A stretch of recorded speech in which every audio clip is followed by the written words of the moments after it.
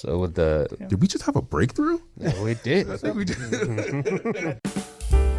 Welcome to the INYOPools podcast, your go-to source for everything pool equipment. Whether you're a seasoned pool professional, a DIY pool owner, or just diving into the world of pool maintenance, we've got you covered. In today's episode, we round out our pool cleaner series by diving into all things robotic pool cleaners. So, no more regato, let's talk about robotos. Take it away, guys. Well, hello and welcome, everybody. This is another episode of INYOPools podcast, aka Pool Pals. I'm just going to keep pushing it. I don't care. I am your the inevitable host. That is Matthew, and joining me today, we have the full cast. It is Dan to my right. How you doing, Dan? I'm doing good. And then Negative Nelly himself, Tyler. How you doing, Tyler? All right, I guess. Okay, just brightening the skies everywhere he goes. And then the sun in our solar system, Rob. How you doing, Rob? I'm doing well. Man, Thank you. you guys are hyped. You guys are hyped today. Let's go. Feel the energy. Yeah, I mean, I can feel the energy because I know what we're talking about today. It's going to be the finishing series about pool cleaners, of course. Pool cleaners. We're talking about robotic pool cleaners today. Yeah. Now, they're the most expensive option, but they may be worth it. Let's find out. But first, what is a robotic pool cleaner? And the person I should ask. Yeah. Well, unlike suction and pressure cleaners, the robotic cleaners work totally independent from your pool system. You essentially drop the cleaner in the pool, you plug it in to an electrical outlet, and it does its thing. It's safe because they all run through a transformer, which drops the voltage down. And they're good, for large pools. They're good for small and large debris. It's a great cleaner. It's what I use in my pool. I've had one for several years and I'm happy with it. So yeah, I mean, that's the main difference between robotic and the other cleaners. And there's different styles. I mean, they're all self-contained, where they have a motor inside the main cleaner cabinet, and either they run the water through a cartridge system or a bag if it's a old school Dolphin.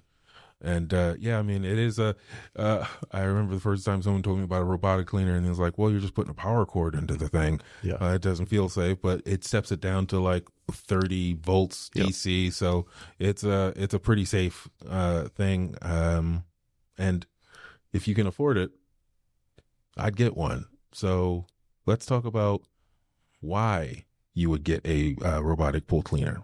So it's not going to be Tyler because he's the cons, he's the disadvantages. So let's go to positive Dan. Why are we doing that? There's several good features to a robotic cleaner. One is that most robotic cleaners are designed to go up and down walls, and a lot of them are also designed to scrub along the tile to get all that gunk and enzymes off there. They're also very energy efficient because they're not using the power that it takes to move your pressure or your suction. Yeah, you don't have to run your pump. Yeah, you can do it at night before you go to bed. You can put it in. It has a preset timer. Most of them you can extend it. The more expensive ones you can extend it through the app, or the basic ones usually 2 hours. They shut off, and you can do that while you're sleeping, while there's no power going to your pool. Most of them now are starting to come with multiple debris, what they call like little filtrations that go around the baskets, where you can have your standard, or you can get more in depth if you have finer materials you need to pick up from the bottom. You also have like spring cleaning ones that are like mesh wire, which is a little bit heavier duty. And I think it's because if you're doing spring cleaning, you're going to be dealing with heavier debris. So it allows more water to go through, and also being able to hold more without damaging a paper cartridge. Exactly. Mm-hmm. And one good thing about them is they have one of the bigger openings to allow the bigger like leaves, whereas most of the other cleaners, especially suction, has a problem with having such a small orifice that sucks in all that the leaves and all that debris, and it jams up a lot easier, whereas this one's pretty big. Just like the pressure cleaners, they have nice big openings where they can get all the big debris, and they're self-contained. Yeah. Except this one's more easier to use because you just plug it in, hit one button, Or if you got the more expensive ones, you got a little app. You can do all that from your app. You won't have to really do anything. You put it in the pool, and you're good to go. Yeah, I mean, if it's one of the more expensive options, like the old school high end robotic pool cleaners used to have the little remote that, if you have let's say your circulation in your pool is not super great and you got a dead spot or you got a place where stuff just kind of collects, you can maneuver the cleaner manually over to a thing. Because with robotic pool cleaners, I guess they map your pool, but they go down, they do a grid thing. So, if there's an issue or a problem spot, it'll go over it. But if it's, needs more attention, if you have like a E70, I think it's like a E50, you can do you can use the app and kind of hover over that particular corner. So, it's cool little piece of gadgetry. It's a good show off piece for parties. So now that we're hyped about them, Yep. let's bring it down, baby. How we doing, Tyler? How can I break this down? Yeah. The upfront cost on them is pretty rough. Yeah.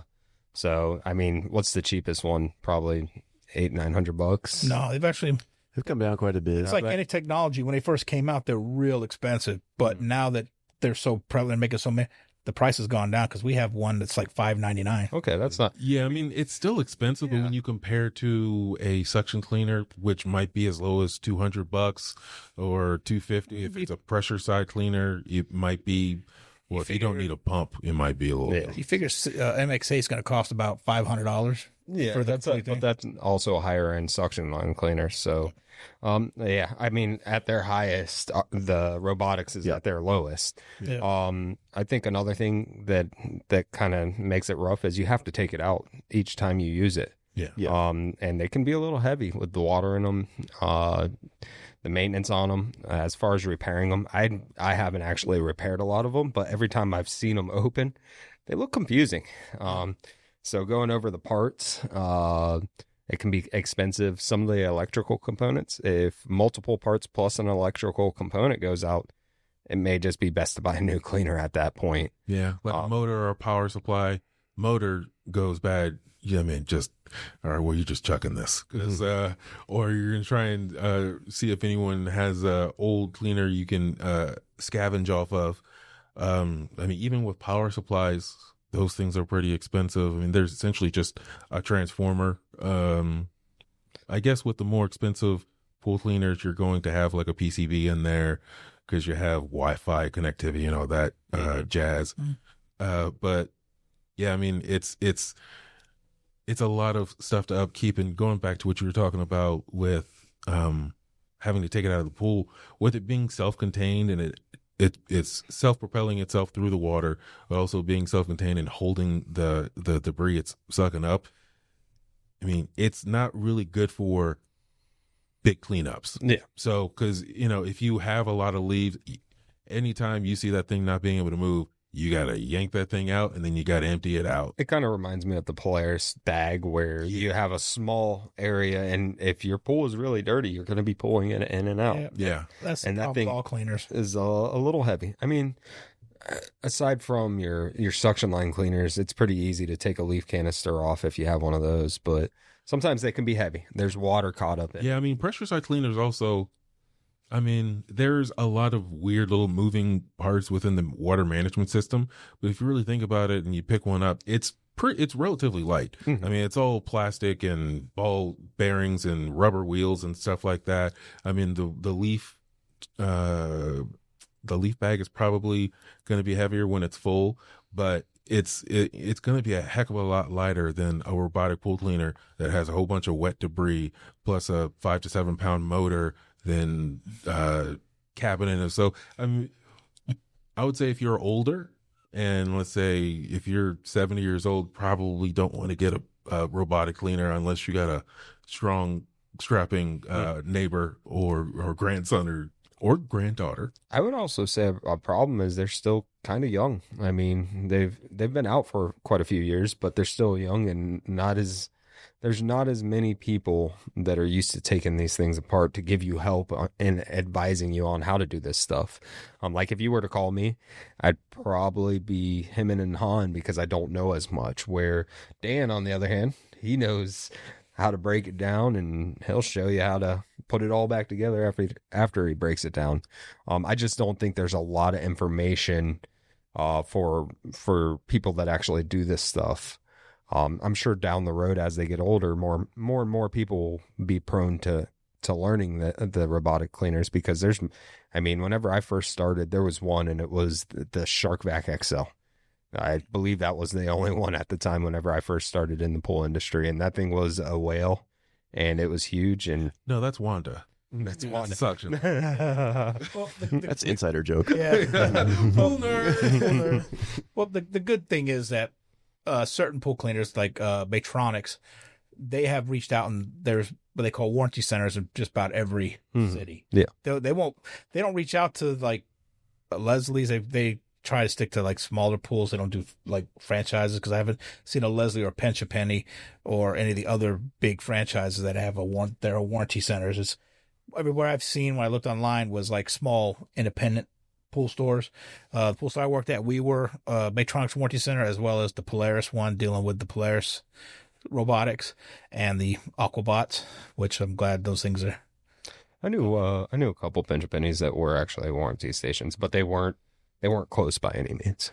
You actually, one of them was over in the Tampa area, which is on the west coast of Florida, as we know at least.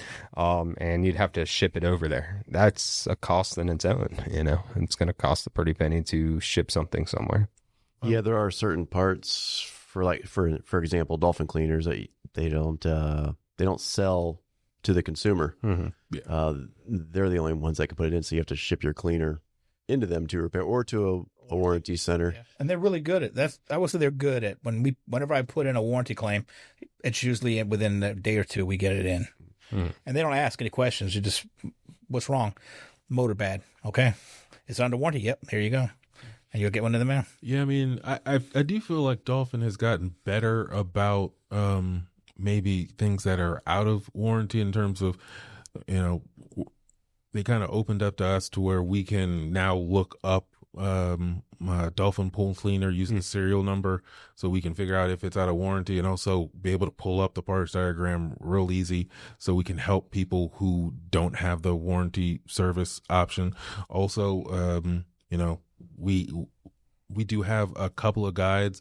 We do have a guide like the general troubleshooting on how to troubleshoot a Dolphin pool cleaner, which takes you through how to figure out if that big blue cable is gone bad, or if the power supply is acting funny. I think there might be a motor section in there, but that's why the multimeter is the pool DIYer's like best friend. Just because, if you have a multimeter, you can do a lot of troubleshooting, whether it's with a pump, a salt system, and even with a robotic pool cleaner. So, you can figure out if it's the Amphenol plug or if it's the transformer for a robotic cleaner.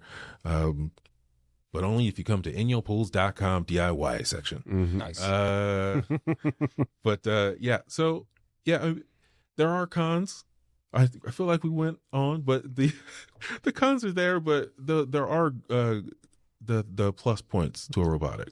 Yeah, like I said, it's what I've had. I've had ones for about 6 years. Same cleaner, haven't needed any repairs, but I use it once a week.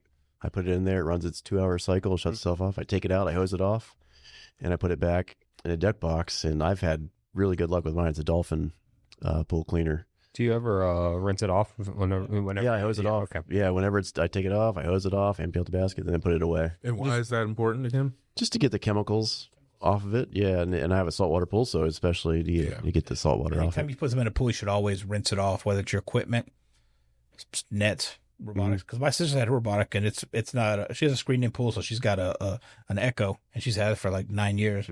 Never had any problem. And I told her, I said, when you use it, put it in, take it out, hose it off, and she does that, and she has no problems with it. Yeah, They're not a 24/7 cleaner, that's for sure. Yeah, it's important. Again, you have to take care of your stuff. It's like owning a car or owning a puppy or anything. You know, if you take care of it, it's going to last longer, especially with the puppy. But so who should and who shouldn't get a robotic cleaner? For me, when I think of a robotic cleaner, it's kind of like how Rob is using it. I mean, it's not the heavy duty every day, put it in there, do its work. It's more of a preventative, finishing touch kind of robotic cleaner. It's or kind of cleaner to just keep things tidy.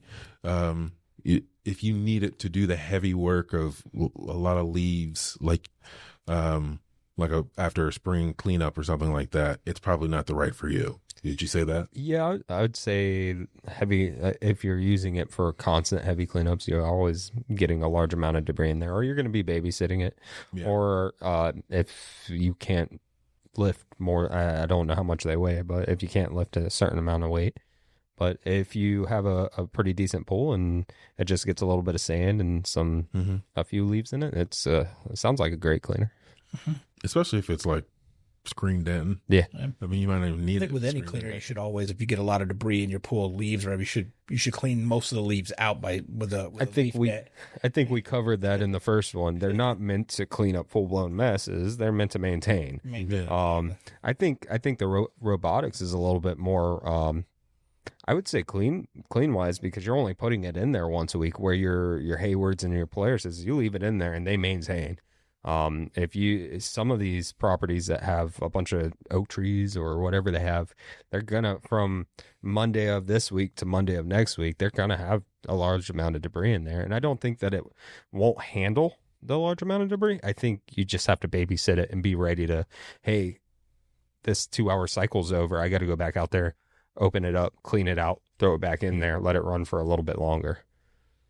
Also, you don't have to run your pump when you're doing it, and you don't have to, and it doesn't affect circulation. So, I mean, I'm not sure what the percentage in terms of pools who have a dedicated suction line versus ones that just have to use a suction cleaner through a skimmer.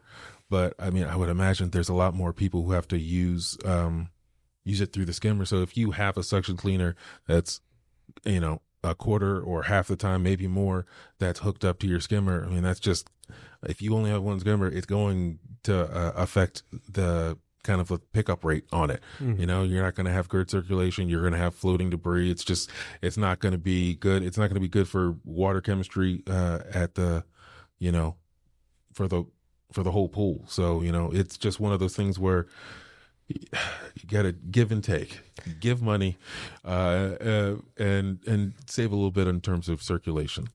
I think we've kind of come to the conclusion that there are a lot of bad things with each set of cleaners, but there's also a lot of benefits to them, So with did we just have a breakthrough? Yeah, we did. I think we did. And I think probably the cleaners too is a lot of people are creatures of habit. So yeah, if they had a navigator, they're going to have that navigator for like 15 years, and they like it because it doesn't break. It breaks down, but they just keep fixing it, and they like that it works, and that's why. And it looks funny when. I always tell people if it's working for you, and you have no problems, then stick with it. I mean, that's the general thing. Yeah, don't fix something that ain't broken. Or if it is broken, fix it because it still works good when it's fixed. Or if it's broken, call INYOPools.com. We have all the parts you'll need. We have all the parts, guides, and tips, tricks, and videos, everything. And if we don't, Matt will come to your house and fix it personally. But you will have to pay for my hotel and first class air. And baby boy only does green. I was gonna say green Skittles, green M&Ms. And yes, you do have to call me baby boy. So would you say are there any tips that you would give to get the most out of a robotic cleaner? I think one of the really important thing is, I think we mentioned it in a different podcast, but making sure that you take care of it after you take it out of the pool. Just don't, take it out of the pool and just let it sit. You have to hose it off. Like, you just can't let chemicals sit on it. Yeah, hose it off, and then, like I said, put it in a deck box so it's not exposed to the sun Yeah. What's Yeah, a deck there's- box? Is it? Just like one of those plastic boxes, Such as- just just to like- keep it out of the Yeah, people elements. put equipment and stuff in them. Yeah. Open it up and just put it right in there. That's the main thing, keeping out of the elements. Take care of it, and it takes care of you.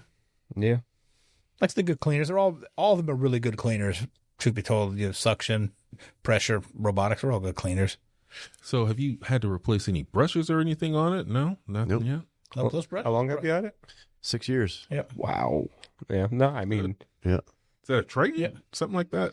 Well, it's technically it's a Pentair Warrior, something like that, but it's made by yeah, Dolphin. Yeah. Mhm. Like- It was made by Dolphin for Pentair. like a All those brown. rebrands. So yeah, it's like a Nautilus or a B30, something like that. Dolphin. I always get confused by that because someone will call in and say, "Hey, I have this one, but it's actually the same as this one," and it's like, Yeah, why do we do this? yeah. That's just I don't know why they do because Matronics has like internet ones and brick and mortar, and then of course they have their own like Leslie's brand. Yeah. Where Leslie stores will have a different model than what we sold at ours. That was than the other pool stores, and I don't know why they do that. And you look at it and go, this one right here, like the E20 looks just like the Echo, looks like the S100, looks just like, and they're Yeah. all just The different Explorer colors. looks like the Sprite and all these other Like ones. Pentair got in and was like, I think Pentair tried, from when I talked to the tried to make a robotic, but they decided to be better The Prowlers. to just reach out to a robotic company and say, yo, can we put our name on it? And I just think it messes with people on the other line trying to help you whenever you're asking for parts or stuff like that. I'm over here like, it does really look like that, but yeah, I don't want to say it is. Let me go ask Dan. Yeah, I think with you can't go wrong with a Dolphin, and even the Hayward Tiger Sharks seem to be pretty Yeah. good too. So. come a long way. Mhm. It used to be Aquavax. Is there? And Aquabax and the Aquabots were like one of the first ones. Oh yeah, it's weird. Like people, love the Aquabots, but it just looks like whoever designed it only had like 4 pixels because everything is super square on those things. Like they just Small wheels. And they tried to, I think they tried to brush out in the market before everybody else, but then they had too many problems when the first gens. Then they tried to correct it. By the time they did that, all the other companies had already moved right along. Yeah, I mean, it's also the parts aren't as super available as you might find with a Dolphin, or a Hayward, or possibly even a Pentair. Jandy has quite a few options, but I feel like with a lot of their stuff, they're a little bit more intricate than the other And pool I cleaners. think now a lot of the robotics now has gone past the cord now. You're starting to see more cordless are starting to come out now. That's like the new thing. I know Jandy does have one or two that are Floridra now. And Has a- Matrix and like Polaris, they got Yeah, their, because they call it. Well, doesn't Jandy call it Polaris now? Yeah. like most of their cleaners are the Yeah. Polaris cleaners. Polaris Yeah, there you because it used to be what Zodiac. go. Well, Now it's all Yeah. Florida. Yeah, it's just More- fish. Small fish gets eaten by a bigger fish, and that fish gets eaten by an even bigger fish.